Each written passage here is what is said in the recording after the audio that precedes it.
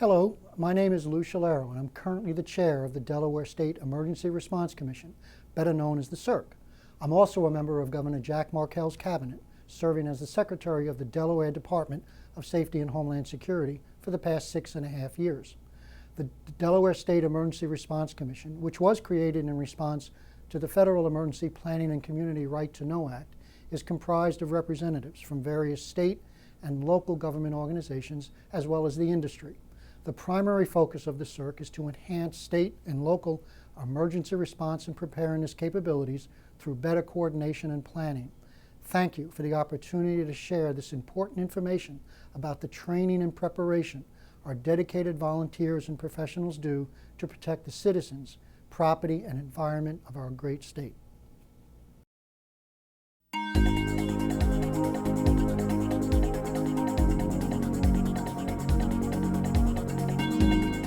Every day, millions of gallons of hazardous chemicals and petroleum products traverse North America in over-the-road trucks and railroad tank cars.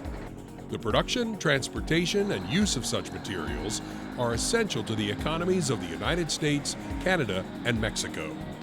In recent years, crude oil from the U.S. and Canada has helped reduce our dependence on overseas suppliers. Nearly 500,000 railroad tank cars carry crude oil across the U.S. every year. The average tank car has a capacity of 30,000 gallons. Accidents involving hazardous materials, resulting in explosions and fires, pose a potential danger. Railroads crisscross the country, passing through cities and towns of every size. In Delaware, millions of gallons of petroleum products arrive and depart safely at the Delaware City refinery year-round. If a hazardous materials incident was to occur, emergency services, government agencies, and industry will respond to contain and control the situation.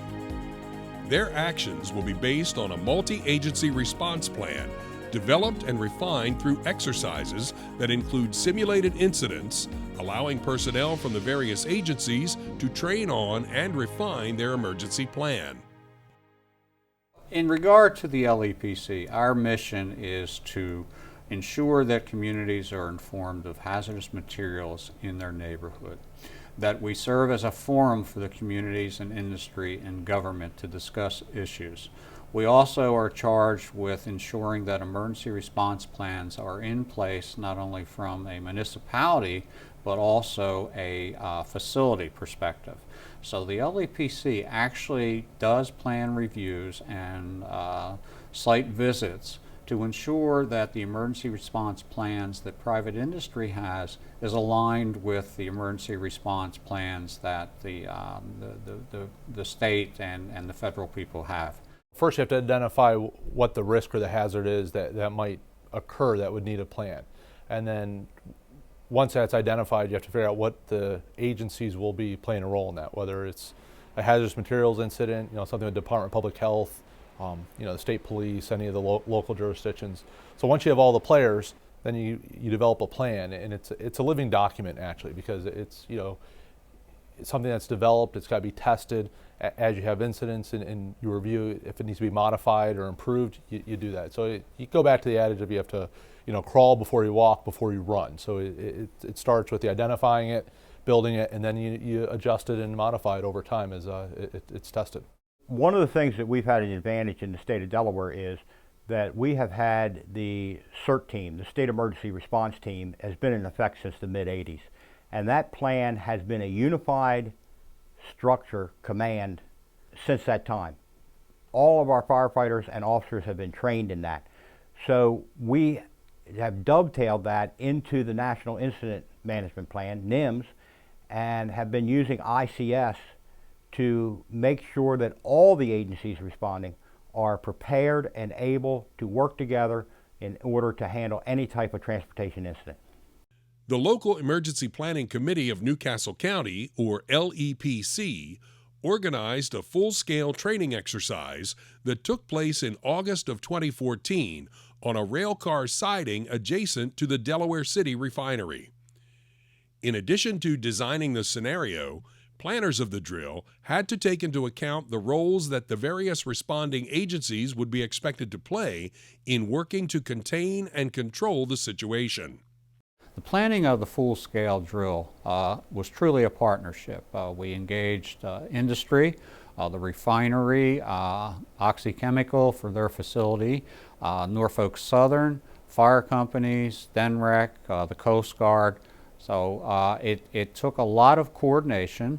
It was 9 months in the planning, and it was a lot of logistical issues to work out and prepare for a 6-hour exercise. Well, anytime you deal with hazardous materials, most people get a little more concerned. The fire service does an excellent job responding to motor vehicle collisions and structural fires. It's very common for them. But when we respond to hazardous materials incident, it kind of changes the norm for them. So the primary concern, number one, is protection of human life of the first responders and also of the public. Particularly challenging when you deal with a hazardous material incident is dealing with not only the chemicals involved, but getting access to and from the area that's involved. That's one of the biggest things. And then, you know, obviously life over any type of property is what we deal with on a day in and day out basis, and what we're concerned about is making sure that we have accountability of all of our personnel. So not only access, but accountability, and then also with dealing with any type of hazardous material incident, we have to worry about having enough sufficient and make sure we maintain sufficient types of water flow to be able to maintain and safely mitigate the incident. The training exercise involved 2 different tank cars several hundred feet apart. One tank car contained crude oil that had caught fire, while the other was leaking pressurized chlorine gas. Responders included fire department crews, hazardous materials technicians, a decontamination team, and emergency medical responders, along with emergency management, environmental control, refinery, and railroad representatives. But first thing we want to do is identify what the problem is. If we can identify the product, we can start to understand it, whether it's a solid, liquid, or gas. Once we identify it and know, hey, it's this chemical, we really should first depend on the DOT guidebook. The DOT guidebook will be the playbook that sets the entire incident into motion and into action. And that'll provide that safety to those first responders to start to identify what health, fire, or any other type of problems could be. DEMA's role is, you know, really to bring people together. We have a group of great people that are, you know, writers, and they develop the plans, and they know the people around the state to work with. They have the technical knowledge along with the, you know, skills needed to, you know, help craft a document that is not only, you know, usable for a small agency, but also on a larger scale exercise as well. The refinery has a very special relationship with all of the local volunteer fire companies, state agencies like DNREC, DEMA, Delaware State Fire School. We provide a lot of training to the volunteer companies. We've used the volunteer companies to assist us on several occasions through the refinery's history. It fosters a very good relationship and allows us to give something back to the community. To better simulate an actual situation, emergency crews responded to the incident based on the amount of time typically required for them to assemble personnel and transport them to the location. Once at the site, leaders of the various crews assessed the situation and established a unified command for the operation, deploying personnel to contain and control the 2 emergencies, with responder safety a primary concern. Real-time drills are invaluable. We can train all the time, which is good. However, to actually do it in real time, the team gets there when they normally would on a real incident, makes a lot of difference, and it shows sometimes we have to play catch-up and make sure that everything's going properly. Once that slide starts going down, it's hard to get back going up, and so that's what we're trying to prevent when we get there. Whenever we arrive on scene, the first challenge or the first item that we attempt to do when any type of refinery or industrial response, what we attempt to do is to grab one of the senior management personnel of the incident location, be able to keep them with the incident commander from the fire department. They're directly familiar with the incident or directly familiar with the operation of their refinery or their location. They can give us more insight about what specific the process is, what exactly is happening. And then within, we're able to make a unified command decisions, not only from the minute we start, as once we have the law of the life and injuries taken care of, then we can actually work dealing with the problem at hand. They're familiar with the incident, or they're familiar with the process of their operation, and we're there on a support role, but on a support role to bring the incident to a safe resolution. So unified command is a practice where when you're having a larger scale incident, because you could have an incident commander of one, which on most incidents you will, but as you get into something that's maybe more complex, larger in scale, affects multiple people, maybe if you have to shelter people or move people out of an affected area, it's where you'll have, the best way to phrase it, you have the decision makers and the content experts in a room, in a command post, and an EOC that are all making a decision and agree upon it. They're all working for the same goal at the end of the day, but you need, whether it's public health, whether you need a hazardous materials input, whether you have the fire chief there, the law enforcement, you have everybody working towards the same goal, and when they make a decision or have this plan, they're all unified in what the goal is. Thanks to the abundance of available water, fire crews deployed large diameter hoses and nozzles to contain the oil-fueled fire. This also allowed them to best utilize personnel while remaining a safe distance from the burning rail car. Delaware State Fire School, since its inception, has taught flammable liquid firefighting, and we teach it in our hazardous material response skills class, which is for the regular black hat firefighter, all the way up through our fire officer programs on how to handle these types of hazardous material, including flammable liquid fires. Depending on the size and the scale of the incident, the intensity of what's burning, large volume may be the only way to get a handle on the problem. It's certainly going to be dictated by water supply.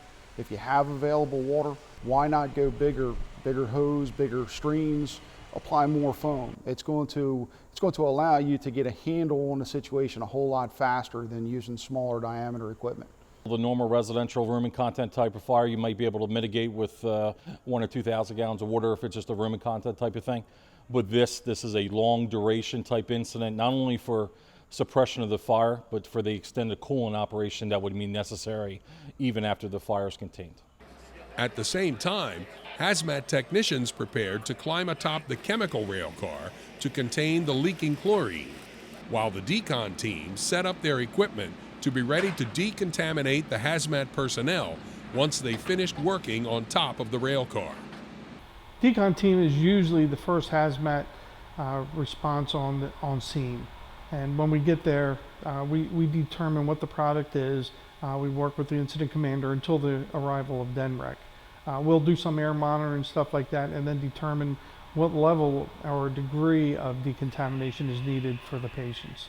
Outfitted in full protective suits, hazmat team members worked atop the rail car to control the leaking chlorine gas.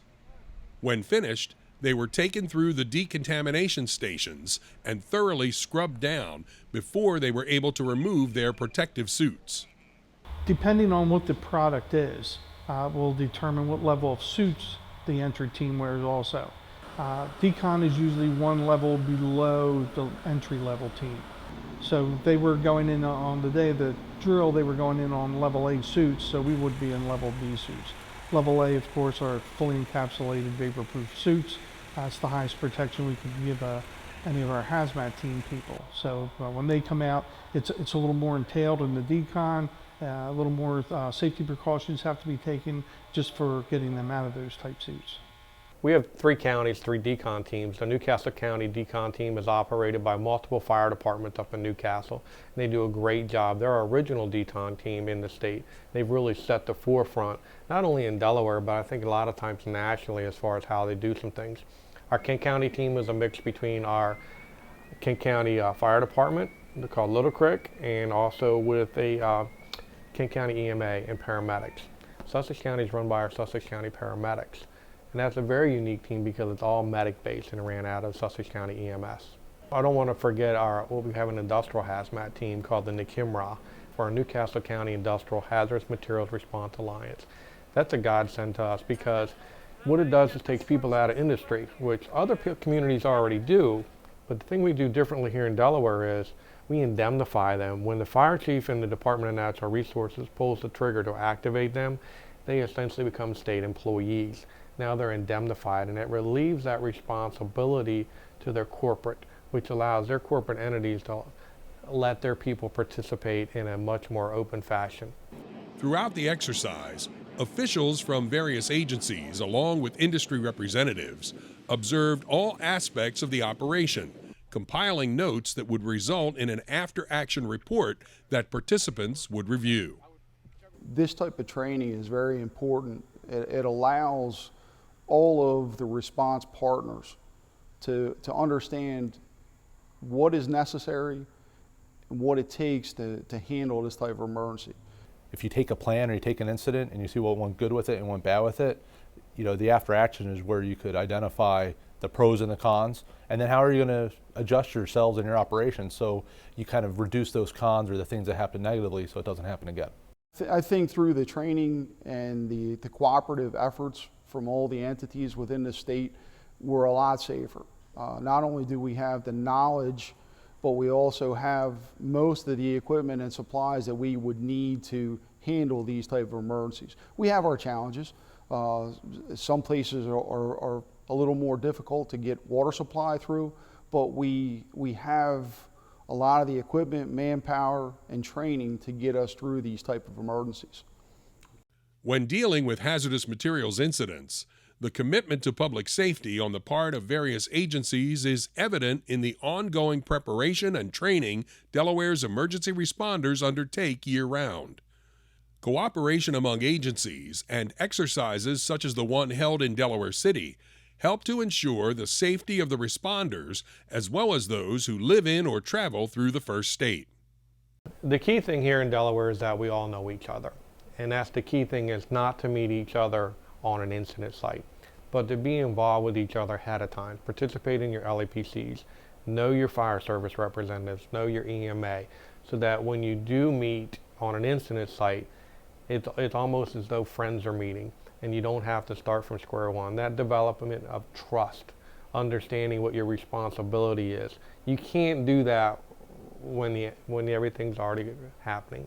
You want to do that ahead of time. You want those relationships built.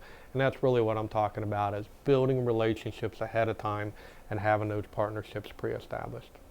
The community is very important to the refinery. We understand the impact large-scale crude by rail or other transportation emergencies can have on a community, and it's important for us to have the equipment, the knowledge, and the ability to respond and assist with this type of emergencies. I think it's important for the community to see that we practice what we preach. We practice what we get trained to do. Every day we rely on volunteers to handle staffing of fire, EMS, and rescue responses. And we're fortunate enough to have a few core volunteers to be able to keep our department ahead of the curve, dealing with all these type of hazardous situations that we're dispatched to. We want to make sure that come game day, that we can hook this equipment up, the water will flow, and we can take care of things as needed when it happens. And the only way we can do that is through training and exercise. And as I said, it's a perfect opportunity to make that happen. I think what the community needs to realize is that these dedicated individuals are committed to protecting the community, the environment, and most importantly, lives. And they sacrifice their personal time to receive training, participate in tabletops exercises, and the community should feel comfortable that we have such a dedicated resource to help us in the event that we have such a hazmat incident.